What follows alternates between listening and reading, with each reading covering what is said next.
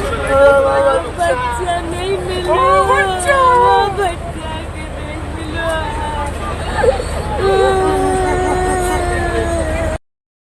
यह जो वीडियो है ये उत्तर प्रदेश के महारानी लक्ष्मीबाई मेडिकल कॉलेज झांसी के बाहर का है और इसमें एक माता पिता अपने बच्चे को खो दिए हैं। और यह एक माता पिता ने नहीं खोया है, 10 माता पिता ने अपने बच्चों को खोया है। आखिर इन किलकारियों का हत्यारा कौन है और इन हत्यारों को बचाने के लिए आखिर क्यों जांच के नाम पे, कार्रवाई के नाम पे ठगा जा रहा है? अगर जांच और कार्रवाई सही ढंग से हुई होती तो आज उत्तर प्रदेश का स्वास्थ्य विभाग इतना बीमार नहीं होता। और इस बीमारी को दूर करने के लिए 2024 और 25 में कितने करोड़ रुपए खर्च किए गए और तब पर भी यह बीमारी दूर क्यों नहीं हुई? तो मित्र, आज इसी बिंदुओं पे हम लोग चर्चा करेंगे। और मित्र, अगर आप मेरी चैनल पे पहली बार आए हुए हैं तो कृपया मेरे चैनल को लाइक सब्सक्राइब कर दीजिए ताकि इस प्रकार के वीडियो आपको मिलते रहें। और मेरे विचार ही मेरी पहचान है। अगर मेरे विचार आपके विचार से मैच खाते हैं तो कृपया वीडियो के लास्ट तक बने रहिए।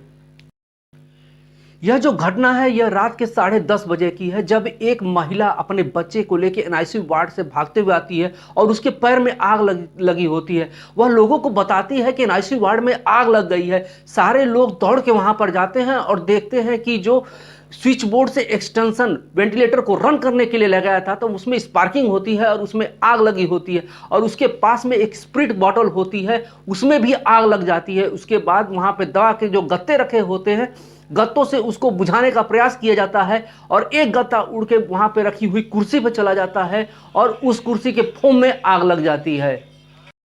और कुर्सी में आग लग जाती है और वो जो वहाँ पे जो ऑक्सीजन कॉन्सेंट्रेटर रखा होता है, पूरे वार्ड में ऑक्सीजन भरी होती है जिसके कारण से आग पूरी तरह से लग जाती है।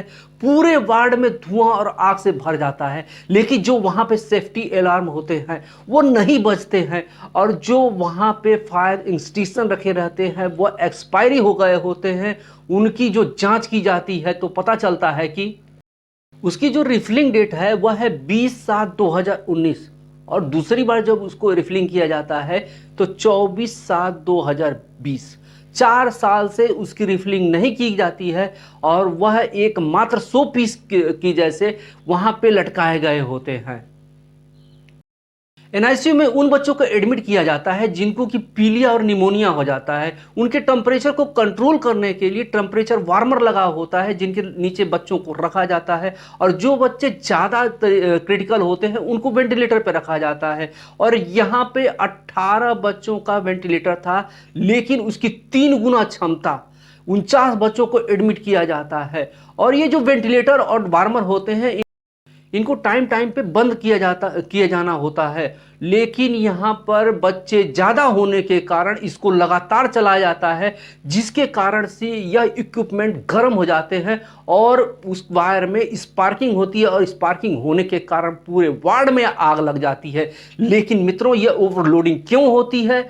क्या यहाँ के प्रशासन को नहीं पता था? यहाँ के डीन को नहीं पता था? यहाँ के आईसीयू इंचार्ज को नहीं पता था? यहाँ के सीएमएस को नहीं पता था? इन लोगों को जानकारी नहीं थी? इन लोगों के बारे में मैं आगे आपको बताऊंगा। लेकिन इसके बाद का जो घटनाक्रम होता है वह यह होता है कि जैसे ही आग लगने की सूचना सबको मिलती है, नर्सिंग स्टाफ भागता है, डॉक्टर भागते हैं वार्ड के बाहर, जो परिजन होते हैं वो अपने बच्चों को बचाने के लिए भागते हैं।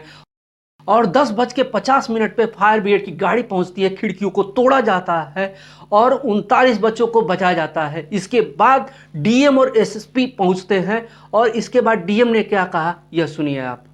वो आया है और इसमें से 38 सेफ और अंडर ट्रीटमेंट है। उसमें से एमएलबी यहाँ पे मेडिकल कॉलेज में भी चल रहे हैं, कुछ प्राइवेट में भी हैं। और 7 जो बॉडीज़ हैं वो आइडेंटिफाई करके परिजनों को हैंडओवर भी कर दी गई हैं और 3 की शिनाख्त अभी चल रही है और 1 के संबंध में अभी हम लोग और स्थिति।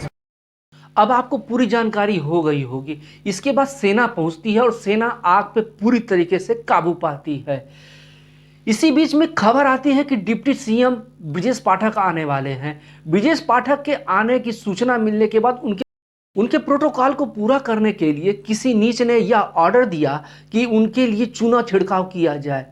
यह आप इस वीडियो में देख रहे हैं कि चूना छिड़काव किस प्रकार से किया जा रहा है। इससे आहत होकर के डिप्टी सीएम ब्रजेश पाठक ने भी एक बयान जारी किया, वह भी आप देखिए। मेडिकल कॉलेज में हमारे पहुंचने से पहले कोई व्यक्ति सड़क के किनारे चूना डाल रहा है, जो कि बहुत ही दुखद है। मैं इसकी निंदा करता हूं और जिलाधिकारी महोदय से कहता हूं कि ऐसे व्यक्ति को चिन्हित करें, जिसने चूना डलवाया उसके खिलाफ से कड़ी कार्रवाई करें। हम इसे बिल्कुल स्वीकार नहीं करेंगे। ब्रजेश पाठक सुबह 5 बजे पहुंचते हैं और जांच की त्रिस्तरीय कार्रवाई के बारे में बताते हैं, यह आप सुनिए। घटना बहुत ही दुर्भाग्यपूर्ण है। सरकार ने बहुत ही गंभीरता के साथ लिया है। 10 बच्चों की बहुत ही दुखद मृत्यु हुई है और हम सब परिजनों के साथ मिलकर के बच्चों को आइडेंटिफाइड कर रहे हैं कि किन किन बच्चों की डेथ हुई, किन परिजनों के हैं। घटना के जांच के आदेश कुछ इस तरह दिए गए हैं। पहली जांच तो शासन स्तर से होगी, जो हेल्थ डिपार्टमेंट करेगा। दूसरी जांच पुलिस प्रशासन और जिले के स्तर से होगी, जिसमें फायर विभाग की भी टीम शामिल होगी। और तीसरी मजिस्ट्रेटी जांच के भी आदेश दिए गए हैं। हर स्थिति में घटना के कारणों का पता लगाया जाएगा और जो भी कारण होंगे वो आपके समक्ष, हम प्रदेश की जनता के समक्ष आपके माध्यम से रखेंगे। सबसे बड़ी बात यह है कि घटना कैसे हुई, किन कारणों से हुई, इस बात का हम पता लगाएंगे और यदि किसी स्तर पर लापरवाही पाई गई तो उसकी जिम्मेदारी भी हम तय करेंगे। उनके खिलाफ भी हम कड़ी कार्रवाई करेंगे, किसी को छोड़ेंगे नहीं। बच्चों के परिजनों के साथ, बच्चों के साथ पूरी सरकार खड़ी है। हम स्वयं दुखी हैं। रात से जब से हमें घटना की जानकारी मिली, हम लगातार डिस्ट्रिक्ट एडमिनिस्ट्रेशन के साथ साथ हम मेडिकल कॉलेज प्रशासन के संपर्क में हैं। हमारे साथ प्रमुख सचिव महोदय भी आए हैं। हर स्थिति में हम साफ साफ करेंगे कि कहां से आग लगी, किसकी लापरवाही है। यदि लापरवाही नहीं, दुर्घटना है, तो उसकी भी हम जांच रिपोर्ट आपके समक्ष रखेंगे। प्रथम दृष्टया हमें पता करने पे जो हमने बात किया है चिकित्सकों से, नर्सेस से, पैरामेडिकल स्टाफ से, हमारे स्टाफ ने, चिकित्सकों ने बहुत बहादुरी के साथ बच्चों को बचाने का काम किया है। बड़ी संख्या में बच्चे रेस्क्यू किए गए हैं। जो हमारी माताएं बहनें भर्ती थी उनको भी हमने रेस्क्यू किया है। सबका अच्छा इलाज चल रहा है। दोपहर के बाद उत्तर प्रदेश शासन ने चिकित्सा शिक्षा व प्रशिक्षण महानिदेशक किंजल सिंह की अध्यक्षता में 4 सदस्यीय कमेटी का गठन किया है, जो कि 7 दिनों के अंदर में अपनी रिपोर्ट दर्ज करेगी। अब कमेटी बन चुकी है, जांच होगी। यह जांच कितने दिनों में होगी यह तो कमेटी ही बताएगी, और किसको सजा मिलेगी यह तो भगवान ही बताएंगे। अगर जांच व कार्रवाई यहाँ हुई होती तो आज उत्तर प्रदेश के स्वास्थ्य विभाग की हालत ये ना होती, वह इतना बीमार स्वास्थ्य विभाग ना होता। जिनको भी सजा होगी तब होगी, और कब होगी यह तो जांच के बाद पता चलेगा। लेकिन कुछ लोग तो साफ साफ दिखाई दे रहे हैं कि उनके कारण यह घटना हुई। उन्होंने अगर समय से पहले कार्रवाई की होती, जांच की होती, तो आज यह घटनाएं नहीं होती। वो कौन लोग हैं इसके बारे में आइए हम लोग जानते हैं। जिसमें पहला नाम आता है डॉक्टर NS सेंगर, जो कि महारानी लक्ष्मीबाई मेडिकल कॉलेज झांसी के डीन हैं।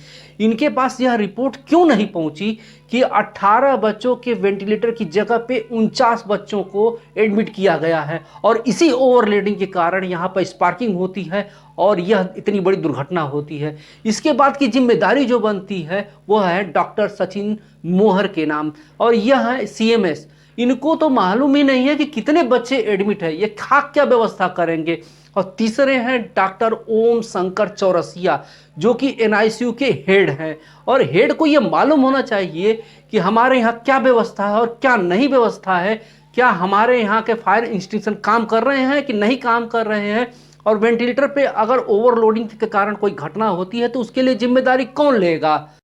और यहाँ पे हो रही दुर्व्यवस्थाओं के बारे में इनको अपने सीनियर को सूचित करना चाहिए था। अगर ये सीनियर इनकी बात को नहीं सुनते हैं तो इनको DM को यह बात करनी चाहिए थी, लेकिन इन्होंने ऐसा नहीं किया, जिसके कारण से बहुत बड़ी दुर्घटना हुई। आखिर उत्तर प्रदेश का स्वास्थ्य विभाग इतना बीमार क्यों है, जबकि 2024-25 में 27,000 करोड़ रुपए का बजट स्वास्थ्य विभाग का पास किया गया है, फिर भी इतना बीमार क्यों है। और पूरे उत्तर प्रदेश में जानकर आपको आश्चर्य होगा कि 25 करोड़ पे केवल 12,000 डॉक्टर्स हैं। आप किसी भी सरकारी हॉस्पिटल में चले जाइए, वहां पे देखिए कितनी भीड़ है, और वहां पे अव्यवस्था का क्या आलम है। और इस अव्यवस्था के लिए कौन जिम्मेदार है? मैं और आप जिम्मेदार हैं इस व्यवस्था के लिए। कभी हमने और आपने ये सोचा है कि ये अव्यवस्था क्यों है? इसकी शिकायत हमने कभी की है किसी से? आखिर ऐसा क्यों है कि हॉस्पिटलों में दवाइयों से ज़्यादा दलाल दिखाई देते हैं और सरकारी डॉक्टर सरकारी हॉस्पिटल्स में कम और अपने प्राइवेट क्लिनिक में वह ज़्यादा दिखाई देते हैं? क्योंकि हम अपने हक को नहीं जानते हैं। सरकारें आएंगी और चली जाएंगी, लेकिन व्यवस्थाएं इसी प्रकार से बनी रहेंगी। व्यवस्थाओं में कोई सुधार नहीं होगा, क्योंकि हम अपने हक की लड़ाई को नहीं जानते हैं। हम जानते हैं तो सिर्फ बटेंगे तो कटेंगे, एक है तो सेफ है, इससे होने वाला नहीं है। हमें अपने हक की लड़ाई लड़नी पड़ेगी। अगर हम अपने हक, हमारा हक सेफ है तो हम सेफ है, वरना हमारा इसी प्रकार से दुर्दशा होती रहेगी। धन्यवाद।